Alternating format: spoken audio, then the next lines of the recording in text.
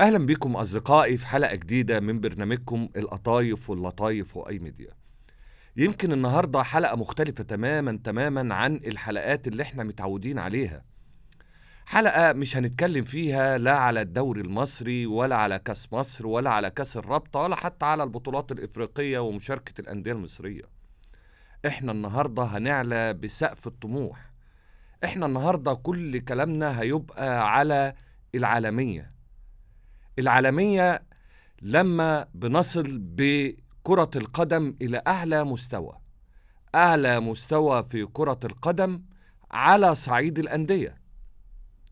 صحيح كلنا كنا عارفين إن النادي الأهلي هيشارك في كاس العالم للأندية بالشكل الجديد، لما الاتحاد الدولي أعلن عن نسخة موسعة وشكل جديد لبطولة كاس العالم، والنادي الأهلي خلال مشواره في دوري أبطال إفريقيا حقق 3 ألقاب، فأصبح له مكانة أساسية في هذه النسخة الاستثنائية، النسخة الأولى التاريخية في بطولة كاس العالم للأندية بالشكل الجديد اللي هتبقى عبارة عن 32 فريق.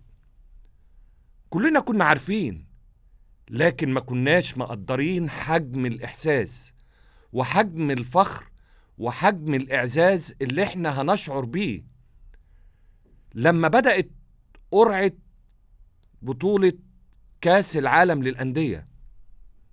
اتفتحت كل الشاشات، شفنا الحدث العالمي، شفنا الاتحاد الدولي لكرة القدم وهو بيجري قرعة البطولة كانت في الولايات المتحدة الأمريكية، وشفنا مندوبين لكل الفرق المشاركة في هذه النسخة التاريخية. فخر كبير وشرف كبير وإحساس تقريبا إحساس بيساوي الإحساس لما بنصل ولما بنحقق أحداث وبنصل إلى أحداث عالمية.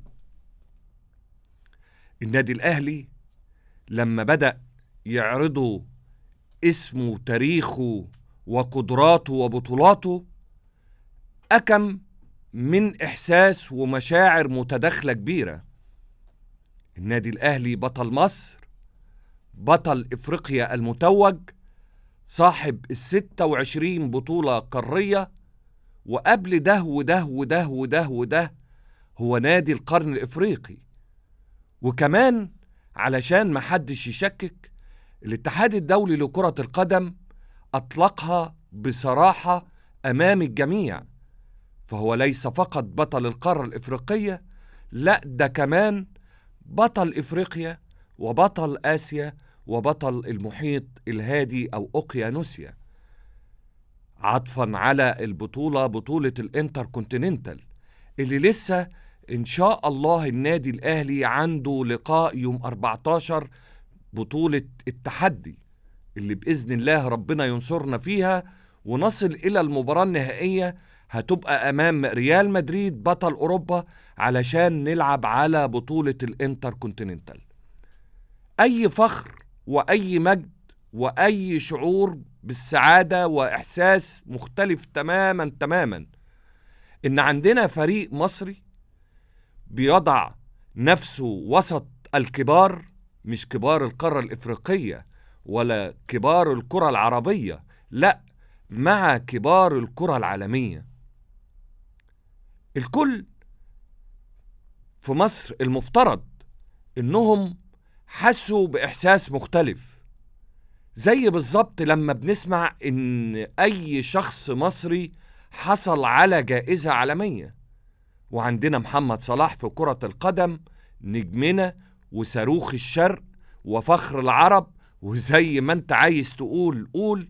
كل يوم لما بيحطم رقم قياسي جديد مفيش واحد عنده عقل وقلب نضيف إلا بتلاقيه بينزل بوست وبيكتب كلام عن محمد صلاح بفخر وبإعزاز وبشرف كبير، لأنه بيشعر إن محمد صلاح ده زينا، مصري، أكل أكلنا وشرب شربنا وركب مواصلاتنا ومشي في شوارعنا، عاش زينا، لكن وصل إلى مصاف النجوم الكبار، النجوم العالميين اللي احنا بنشوفهم في البطولات الكبرى وبنحلم، وكان نفسنا نبقى قريبين بس من الهالات ومن النجوم الكبار دول.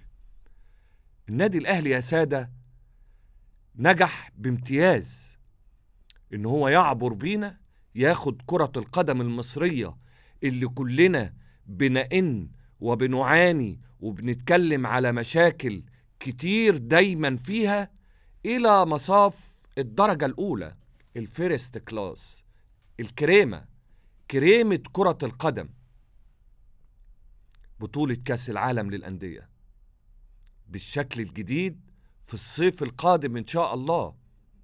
خصوصا إن القرعة كمان وقعت النادي الأهلي مع بالميراس البرازيلي ومع بورتو البرتغالي وإنتر ميامي الأمريكي.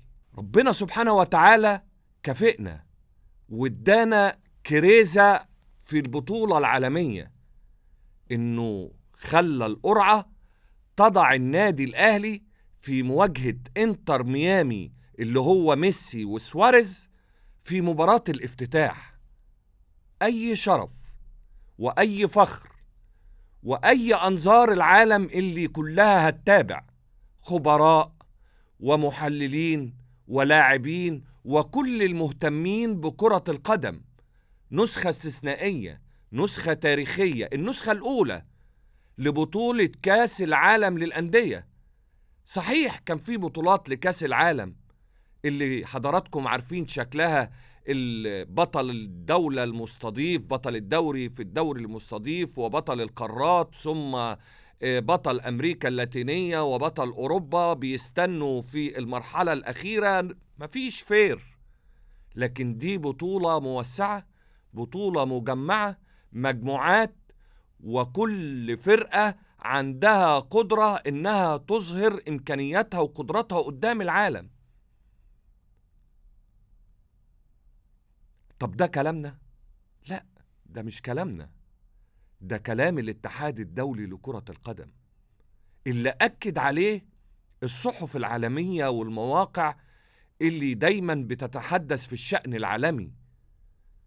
كل الصحف أفردت وأكدت على قيمة النادي الأهلي، حتى الصحف اللي أخطأت صححت أخطائها وأكدت. على سبيل المثال وليس الحصر، ماركا الأسبانية في صدر الصحيفة قالت ميسي يفتتح المونديال لإنتر ميامي بمواجهة أمام ملك إفريقيا النادي الأهلي المصري. الميرور الإنجليزية قالت إنتر ميامي سيلعب مباراته الأولى أمام النادي الأهلي بطل مصر. وموقع فوكس سبورت الأمريكية قالت ميسي في افتتاح المونديال أمام بطل مصر النادي الأهلي. بينما النيويورك تايمز قالت سيستضيف بطل درع مشجعي الدوري الأمريكي لكرة القدم ليونيل ميسي المباراة الافتتاحية للبطولة ضد بطل مصر النادي الأهلي. بينما موقع فوتبوم قال إنتر ميامي وميسي يستعدان لظهورهم الأول في كأس العالم للأندية أمام البطل المصري نادي الأهلي. بينما موقع ريكاردو البرتغالي قال بورتو البرتغالي في كأس العالم للأندية مع بالميراس البرازيلي وإنتر ميامي الأمريكي والنادي الأهلي المصري. يا لها من مواجهة. أما مواقع البرازيل قالت سيكون بالميراس وبورتو وإنتر ميامي الأمريكي والأهلي المصري في منافسة قوية، منافسة من العيار التقيل. كل ده وصحيفة PR العالمية المتخصصة في كرة القدم في صورة موسعة وصورة كبيرة، وضعت 4 رموز لل4 فرق المتنافسة في المجموعة الأولى، وحطت صورة ليونيل ميسي معجزة كرة القدم في العصر الحديث، وربما البعض يراها في كل عصور كرة القدم، بجوار المهاجم الفلسطيني مهاجم النادي الأهلي وسام أبو علي.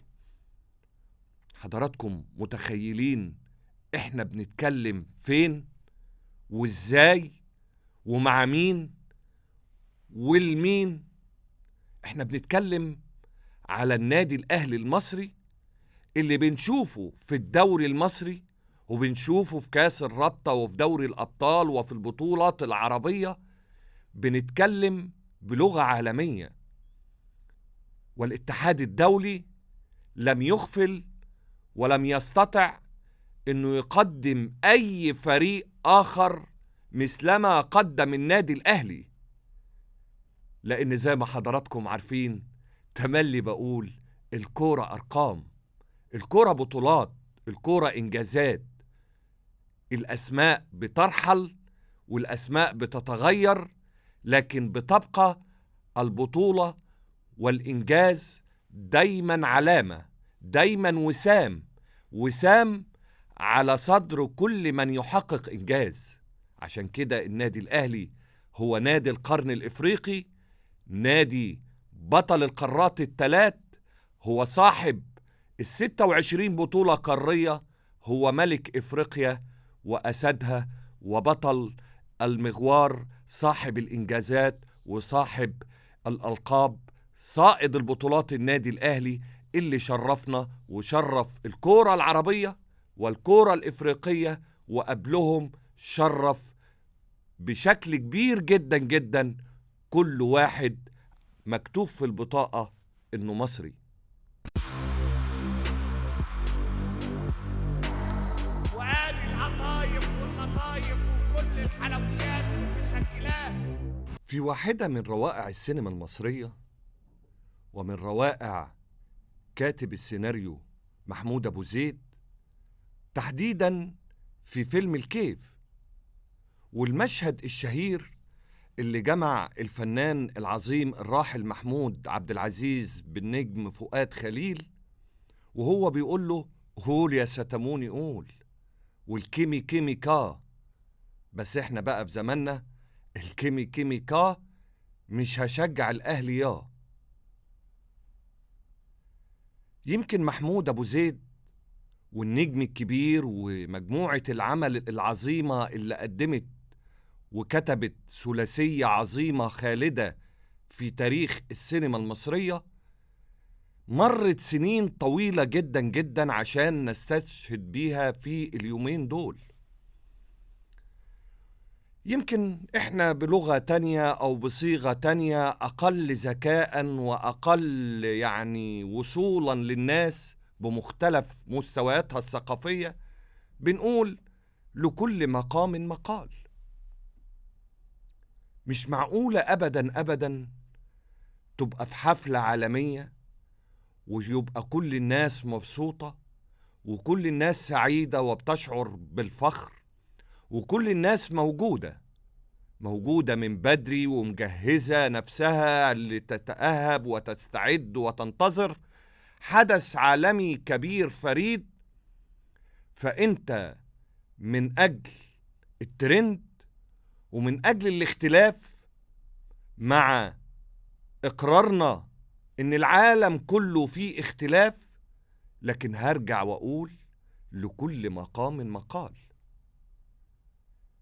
عادي جدا جدا، محدش ينكر حق حد في وجهة نظره، لكن امتى تتقال وازاي تتقال والهدف ايه من اللي بيتقال، خصوصا اذا كنت نجم، وخصوصا اذا كنت واحد من اللاعبين اللي مارسوا لعبة كرة القدم. عارفين حضراتكم انا اقصد ايه؟ انا اقصد ان اللي لعب رياضة ولعب كرة قدم فاهم كويس جدا جدا قيمة الكورة وقيمة الرياضة. الرياضة يا سادة صحيح تنافس وبطولات وتشجيع وحماس وانتماء، وزي ما انت عايز تقول قول، لكن في الأخير هو إعلاء للقيم الروحية: التنافس، روح الفريق، تقبل الهزيمة، ازاي تشتغل مع مجموعة عمل، ازاي يبقى عندك طموح وحلم وتجري وراه وتتعب وتجتهد عشان توصل له. قيم روحية. لكن غير مقبول أبدا أبدا ان انت يبقى كلامك من باب الاختلاف تحض على الكراهية وتحض على الفرقة وتحض على التفرقة بين النسيج الواحد. هو احنا مش طول عمرنا بنقول ان مصر ديت بلد قوية لاننا نسيج واحد متشابك؟ عارف في كرة القدم في اهلي وفي زمالك وفي اسماعيلي وفي مصري وفي اتحاد وفي محلة وفي زي ما انت عايز، لكن برضو زي ما انت عارف كلنا كنا ورا النادي الاسماعيلي في سنة 69، وملعب القاهرة الدولي يشهد لما فازوا الدراويش بأول بطولة قارية مصرية، وكنا كلنا موجودين لما فاز النادي الإسماعيلي على الإنجلبير مازيمبي، وبرضو كلنا كنا موجودين لما نادي الزمالك حقق ألقابه وبطولاته، وبرضو كلنا كنا فخورين لما النادي الأهلي أمتعنا وأسعدنا ورفع هامتنا ورفع اسم بلدنا لما شرفنا في كل المحافل العالمية، سواء في القرعة أو في الأربع برونزيات في كاس العالم للأندية أو في الألقاب القارية. ده طبيعي. طب الأهلاوي ما بيشجعش غير الأهلي؟ صح. والزملكاوي ما يشجعش غير الزمالك؟ برضو صح. لكن امتى تتقال؟ والهدف من الرسالة ايه؟ هو ده الكلام اللي أثار لغط كبير جدا جدا خلال الأيام اللي فاتت. طبعا كلنا عارفين أحمد حسام قال ايه وأيمن عبد العزيز قال ايه، نجوم كبار ليهم تاريخ وليهم أنصار وليهم متابعين، وعشان كده كلنا حملناهم المسؤولية، لأن الكبير لازم يبقى كلامه كبير ولازم يبقى على قدر المسؤولية، ولازم يبقى كلامه دايما فيه توعية، فيه المصلحة الكبيرة، مش بحث على ترند أو بحث على دغدغة مشاعر بعض الجماهير، بعض المنتمين، بعض المتعصبين. لكن العاقلين عارفين ان الكلام دوت بعيدا تماما تماما عن المصلحة، رغم اقرارنا ونشهد ان احنا مختلفين وكل واحد بيحب فرقته وبيتفانى في حب فرقته، لكن احنا في البطولة دي ما عندناش الا ممثل واحد، فريق واحد هو اللي هيتقال عليه الفريق المصري اللي بيشارك في بطولة عالمية. هو معقول أشجع فريق أمريكي ضد فريق مصري بيلعب على أرض الولايات المتحدة الأمريكية؟ ولا شجع البرازيل على منتخب مصر؟ ولا شجع البرتغال لما يواجه مصر؟ ده احنا يا سادة لما ما كناش بنوصل كاس العالم كنا بنتفرج على ماتشات الكاميرون وبنفرح مع كل هدف بيسجله ميلا أو أمام بك كأنه حسام حسن هو اللي جاب الجون، كأن عمرو زكي، كأن ميدو نفسه هو اللي جاب الجون. حد يقدر يقول إن إحنا ما كناش فخورين بأسود الأطلس وهم متجليين وهم مبدعين في كأس العالم اللي فاتت، ولما كسبوا المركز الرابع كلنا كنا فخورين؟ أنا مش عايز أقول الأمثال المصرية بتقول إيه، لكن أنا عايز أقول الكلمة أمانة، الكلمة نور، وبعض الكلمات قبور. لا ده هيزود من نادي الزمالك في شيء، ولا الكلام ده هيقلل من نادي الأهلي شيء، لكن الكلام ده ممكن يبقى له أثر خطير. وإحنا في كرة القدم المصرية عانينا كتير وفقدنا أولاد في سن الظهور، وكلنا لغاية دلوقتي بنعاني، رغم إن إحنا طول عمرنا ناس طيبين بنحب الكورة وبنعشقها، بس بنحب أكتر وأكتر إن إحنا نبقى مصريين.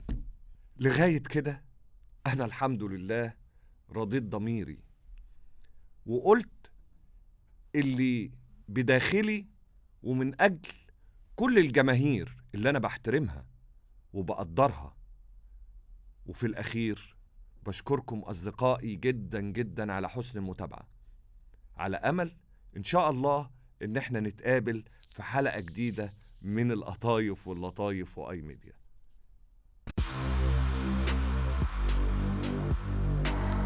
وادي القطايف واللطايف وكل الحلويات